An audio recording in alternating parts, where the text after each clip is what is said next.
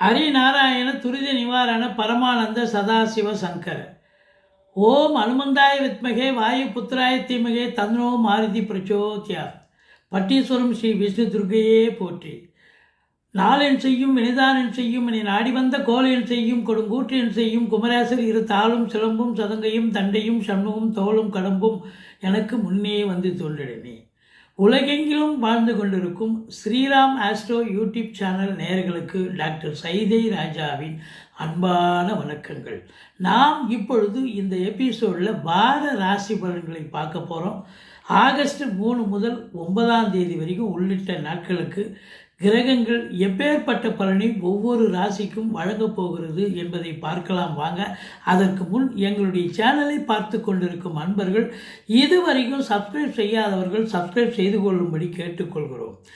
August 8ஆம் தேதி பௌர்ணமி திதி வருகிறது. வாங்க ராசிக்குள் செல்லலாம்.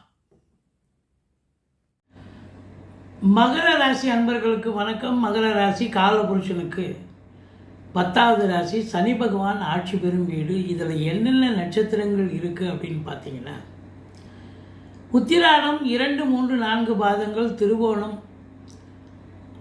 அவிட்டம் 1, 2 பாதங்கள் உள்ளடக்கியது. இந்த வார கிரகங்கள் இந்த மகர ராசிக்கு சூப்பரான பலனை தருமா இல்லை சுமாரான பலனை தரும்? வாங்க பார்க்கலாம். இப்போ இந்த மகர ராசிக்கு சனி பகவான் பார்த்தீங்கன்னு சொன்னால் உங்களுக்கு 3ஆம் இடத்துக்கு போயிட்டார். 3ஆம் இடத்துல இருக்கிறது உபஜயஸ்தானம், நல்லது தான். இருந்தாலும் அவர் வக்ரம் பெற்றிருக்கிறார். ராசிநாதன் எப்பவுமே வக்ரம் பெறக்கூடாது. அப்படி வக்ரம் பெற்றால் அப்படின்னு சொன்னால் அது எதிர்மறையான பலனை தரும். அசிங்கம், அவமானம், பிரச்சனைகள், எந்த ஒரு காரியமும் கைகூடி வராது. முடிய வேண்டிய காரியம் முடியாமல் தடுத்து விடும். தடங்கல்கள் ஏற்படும், இப்படி சொல்லலாம். ஆனால் உங்கள் பிறப்பு ஜாதகத்தில் சனி பகவான் எங்கே இருந்தாலும் பரவாயில்ல, அவர் வக்ரமாக இருக்காருன்னு சொன்னால், இப்போ இவர் வக்ரம் அங்கேயும் வக்ரம்னு சொன்னால் மைனஸ் இன்ட்டு மைனஸ் ப்ளஸ் உங்களுக்கு நல்லது பண்ணுங்க. சரி, அது வக்ரம் பெற்றவர்களுக்கு, எல்லாருக்கும் இல்லை. மற்றபடி இந்த வார கிரகங்கள் எப்படி இருக்க போகிறது, என்ன பலனை தரப்போகிறது என்பதை பார்க்கலாம் வாங்க. இந்த மகர ராசியை பொறுத்தவரையிலையும் 3க்கும் 12க்கும் ஆதிபத்தியம் பெற்றவன் குரு பகவான். அவர் நல்லவர் அல்ல இந்த மகர ராசிக்கு. ஆனாலும் அவர் போய் 6ஆம் இடத்துல உட்கார்ந்துருக்கார். துஸ்தானம் தான். இருந்தாலும் குரு அதாவது ஸ்தான பலம் இல்லை என்று சொன்னாலும் கூட பார்வை பலம் இருக்கிறது. குருவுக்கு பார்வை பலம் இருக்கிறது. அப்போ பார்வை பலம், குரு பார்வை கோடி நன்மை என்று சொன்னால் 10ஆம் இடத்தை குரு பார்க்க போது, 12ஆம் இடத்தை பார்க்க போது, 2ஆம் இடம் தனஸ்தானத்தை குரு பார்க்க போகுது. சூப்பர் இல்லைங்க? 10ஆம் இடத்தை குரு பார்க்க எவ்வளோ பெரிய புண்ணியம். தொழில் அப்படியே பெரிய லெவலில் ரீச் ஆகும். நல்ல சம்பாத்தியம். சும்மா சாதாரணமாக உங்களுக்கு வருமானம், ஒரு வியாபாரமே இல்லாத இடத்துல ஒரு வியாபாரம் கொடி கட்டி பறக்குதுன்னு சொன்னால் அப்போது நல்ல வருமானம் வரத்தானே வரும். அப்போ குடும்பத்தில் காசு பணம் பொருளும் இல்லை. காசு பணம் வந்தால் குடும்பத்தில் அமைதி நிலவும், சந்தோஷம் நிலவும்.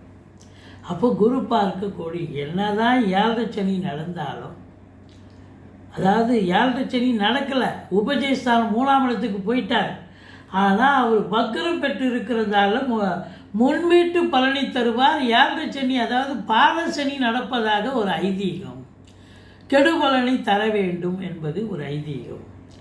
மற்றபடி குரு பார்க்க கோடி நன்மை. குரு நல்ல ஃபேவரபுளாக இருக்கார். அதையும் தாண்டி உங்களுக்கு 5க்கும் 10க்கும் ஆதிபத்தியம் பெற்ற அந்த சுக்கிர பகவான் குருவோடு இணைஞ்சு இருக்கிறார் பாருங்க. அது இன்னும் மாபெரும் சிறப்புங்க. இப்படி கிரகங்களுடைய சஞ்சார நிலைகள் மிக உன்னதமாக இருப்பது. அதாவது 9க்குடையவன் 7 இருக்கார். புதன் 9ஆம் இடத்து ஆதிபத்தியம் பெற்றவர். 6க்கும் 9க்கும் ஆதிபத்தியம் பெற்றவர், அதாவது 7 இருக்கார். சூப்பர் இல்லையா? அப்போது அருமையான பலன்களை இந்த மகர ராசி அன்பர்களுக்கு கிடைக்கப் போகிறது. அனுபவிக்கப் போகிறீர்கள். நல்லது நடக்கப் போகிறது என்று சொல்லலாம். முதல்ல தொழில் எடுத்துக்கலாம். தொழில் இருந்தால் தானேங்க ஒரு மனிதனுக்கு, தொழில் தானே பிரதானம். தொழில் இல்லை அப்படின்னு சொன்னால் அவன் என்ன தான் இருந்து என்ன பேர் இருக்க போகுது, என்ன வாழ்க்கையில் பெருசாக வளர்ச்சி அடைய போகிறான், கிடையாது. அப்போ தொழில் சிறப்பாக இருக்கு. 10ஆம் இடத்தை குரு பார்க்கிறது. 10 குடையவரோடு குரு இணைஞ்சிருக்கிறார், சுக்கிரனோடு குரு இணைஞ்சிருக்கார். அப்போது இந்த கலைத்துறையில் பணியாற்றக்கூடிய அன்பர்கள் இருக்காங்க பார்த்தீங்களா, சினிமா தொலைக்காட்சி இண்டஸ்ட்ரியில் வேலை பார்க்கக்கூடியவர்கள். மற்றபடி பார்த்தீங்கன்னு சொன்னால் சினிமா நடிகைகள், டெக்னீஷியன்கள், எடிட்டர்கள், கேமராமேன்கள், புகைப்பட கலைஞர்கள், ஆர்டிஸ்ட்டு, பெயிண்டர்ஸு, இன்டீரியர் டெக்கரேஷன் பண்ணக்கூடியவர், வீட்டை அலங்காரம் பண்ணக்கூடியவர், ஒப்பனை நிலையம், அழகு ஒப்பனை நிலையம் வைத்திருப்பவர்கள், இந்த இதுக்கெலாம் திருமணத்துக்கு மேக்கப் பண்ணுவாங்க பாருங்கள், அவங்க எல்லாருமே பார்த்தீங்கன்னு சொன்னால் இந்த காலகட்டம் சாதிக்கக்கூடிய ஒரு நேரம் அப்படின்னு சொல்லலாம். இது மட்டும் இல்லைங்க, சுக்கிரனுடைய ஆதிக்கம், இந்த ஃபேன்சி ஸ்டோர், நகைக்கடை, துணிக்கடை, எனக்கு குரு அங்கே தானே இருக்கார். நகைக்கடை, துணிக்கடை அதெல்லாம் வச்சு நடத்தக்கூடியவர்களுக்கு, அதை ப்ரொடக்ஷன் பண்ணக்கூடியவர்கள், அதில் நடத்தக்கூடியவர்களுக்கு, அதில் வேலை பார்க்கக்கூடிய அன்பர்கள் அத்துணை பேர்களுக்கும் பார்த்தீங்கன்னு சொன்னால் வேலை வாய்ப்புகள் இல்லாதவர்களுக்கு வேலை வாய்ப்பு கிடைக்கும். வேலையில் இருக்கிறவர்களுக்கு நல்ல ஒரு வர்த்தகம் வளர்ச்சி அடையக்கூடிய ஒரு தருணம். சூப்பராக இருக்கும், அருமையாக இருக்கும், நல்ல சம்பாத்தியம். இதனால் வரைக்கும் பார்க்காத காசு பணத்தை இப்போ பார்க்க போகிறீங்க அப்படின்னு சொல்லலாம். ஏன்னா 10ஆம் இடம் வளர்ச்சியாக இருக்குது. இப்போ அதாவது தொழிலின் மேன்மை, உத்தியோக மேன்மைன்னு சொல்லணும். அப்போ நம்பி கடன் வாங்கி தொழிலில் போடுங்க, தொழில் வளர்ச்சி அடையும்.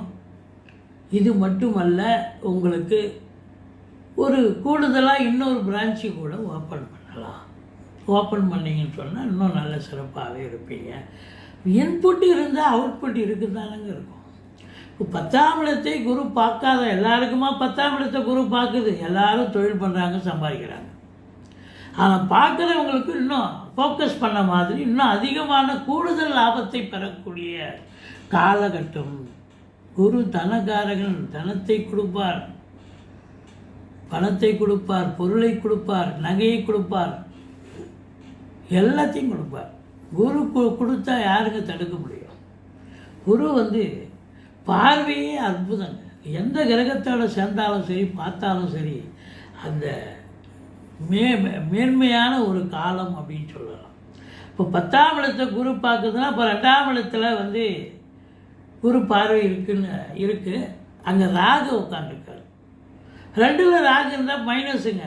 ஏழாகுளமாக பேசி ஒன்றங்கணக்கு ஒன்று எப்போவுமே வாய் திறக்க மாட்டார். இப்போ திடீர்னு ஏதோ வார்த்தையை விட்டு பிரச்சனையாக போச்சுங்க அப்படின்வாங்க. ஏன்னா ராகு 2ல் இருந்தால் சில நேரத்தில் அதிகப்படியான பேச்சு பேசி ஏதாவது ஒரு வார்த்தையை விட்டுட்டு ஒரு சொல் கொல்லும், அப்படி கொல்லும் ஆளை, எதாவது பிரச்சனையும் கொண்டாந்து. இருந்தாலும் குரு பார்வையில் இருக்குங்க, ஒன்றும் பயப்பட வேண்டாம், நல்லாவே இருப்பீங்க. எந்த குறையும், நல்ல குடும்ப வளர்ச்சி, குடும்ப மேன்மை, பொருளாதார மேன்மை, குடும்பத்தில் அமைதி, குடும்பத்தில் நிம்மதி, சந்தோஷம், குதூகலம். உங்கள் சொல்லுக்கும் செயலுக்கும் மதிப்பு மரியாதை கிடைக்கும். அதுதான் அங்கே ரொம்ப முக்கியம். வாக்குஸ்தானம் சூப்பராக இருக்குது. அப்போ வாக்கு வன்மை, பேராசிரியர், இலக்கியவாதிகள், சொற்பொழிவாளர்கள், ஆசிரியர்கள், ஜோதிடர்கள், வழக்கறிஞர்கள், இவங்களுக்கெல்லாம் ஒரு பொற்காலம்னு சொல்லலாம். நல்லா சம்பாதிக்க போகிறீங்க, சந்தோஷமாக இருக்க போகிறீங்க. சம்பாத்தியங்கிறது செகண்டரி தாங்க. நீங்கள் நீங்கள் ஒரு வழக்கறிஞராக இருந்து ஒரு கேஸை சக்ஸஸ் வின் பண்ணிட்டீங்கன்னு சொன்னால் அப்புறம் உங்களை யாருங்க, உங்களுக்கு ரேட்டிங்கே போடுமில்ல, அற்புதமாக இருக்கும். அந்த கேஸில் நீங்கள் கம்மியாக தான் வாங்கியிருப்பீங்க, ஆனால் அடுத்தடுத்து நீங்கள் வளர்ச்சியை நோக்கி போகிறீங்க இல்லையா, அதுதான் அங்கே பியூட்டி.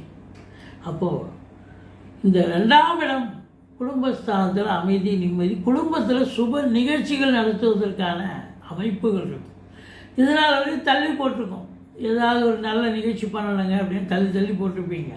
சீமந்தம், காது குத்து, மஞ்சள் தண்ணி, இதுபோல் நிறைய சுப நிகழ்ச்சிகள் இருக்குது இல்லையா. பிள்ளைகளுக்கு பூணூல் கல்யாணம், இதுபோல் நிறைய நிகழ்ச்சிகள், திருமணமே ஆகட்டும், இப்படி வீடு கிரகப்பிரவேசம், இப்படி சுப நிகழ்ச்சிகள் தள்ளி போட்டிருப்பீங்க. இப்போ சட்டு பண்ணி நீங்கள் செய்யக்கூடிய காலம் சூப்பராக இருக்க போகுது அப்படின்னு சொல்லலாம்.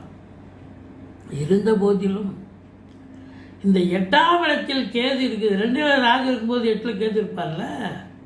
அப்போ ஜாக்கிரதையாக அறிமுகம் இல்லாத இடம், அறிமுகம் இல்லாத நபர்களிடம், அதுவும் அது சூரியன் வீட்டில் இருக்குது பாருங்கள், பெரிய இடம், ஒரு விஐபி, ஒரு அரசியல்வாதி, ஒரு அரசாங்கத்தில் உயர் அதிகாரிகள், இவங்ககிட்டலாம் நீங்கள் ரொம்ப எச்சரிக்கையாக இருக்கணுங்க. ரொம்ப ஜாக்கிரதையாக இருக்கணும், பார்த்து பேசணும். மற்றபடி உங்களுக்கு கணவன் மனைவியிலேயே கருத்து வேறுபாடு வரும், கண்டிப்பாக வரும். ஏன்னா 8க்குடையவன் போய் 7ஆம் வீட்டில் இருக்கார். அப்போது மனைவி சண்டை போடுறது, அவங்க வீட்டுக்கு வச்சுட்டு போகிறது, பஞ்சாயத்து பண்ணி கூப்பிட்டு வர்றது, அதுக்கப்புறம் இல்லை கோர்ட்டு கேஸு வம்பு வழக்குன்னு கூட இழுத்துன்னு போயிடும். எல்லாரும் பிரிய மாட்டாங்க கணவன் மனைவி. அது அவங்க ஒவ்வொருத்தருடைய ஜாதகத்தினுடைய அமைப்பு பிரியணும்னு இருந்தால் இது பிரிய வச்சிடும் அந்த காலகட்டம். அதனால் ரொம்ப எச்சரிக்கையாக இருங்க. மற்றபடி இந்த ராசி அன்பர்கள் குடும்பம் சிறப்பாக இருக்கும், வருமானம் சிறப்பாக இருக்கும், தொழில் பிரமாதமாக இருக்க போகிறது. உங்கள் காட்டில் பண மழை பொழிய போகிறது. சந்தோஷத்துக்கு அளவு கிடையாது. என்னதான் சனி பகவான் உங்களுக்கு 3ஆம் இடத்தில் இருந்தாலும் ஒரு வக்ரம் பெற்று 2இல் இருப்பதாக ஐதீகம்னு சொன்னோம். அப்போ 7 சனி நடப்பதாக ஒரு நிலை, பாதச்சனி நடப்பதாக ஒரு சூசகம், அப்படி எடுத்துக்கணும். உள்வீட்டு பலனை செய்வார். மற்றபடி நீங்கள் 2இல் ராகு இருப்பதால் துர்க்கையை வழிபாடு செய்தே ஆக வேண்டும். 8இல் கேது இருப்பதால் பிள்ளையாரை வழிபாடு செய்து கொள்ளுங்கள், ஆஞ்சநேயரை வழிபாடு செய்து கொள்ளுங்கள். மற்றபடி எங்களுடைய சேனல் பிடிச்சிருந்தால் லைக் பண்ணுங்கள், ஷேர் பண்ணுங்கள், சப்ஸ்கிரைப் பண்ணுங்கள். மறக்காமல் சப்ஸ்கிரைப் பண்ணுங்கள். நன்றி. வாழ்க வளமுடன்.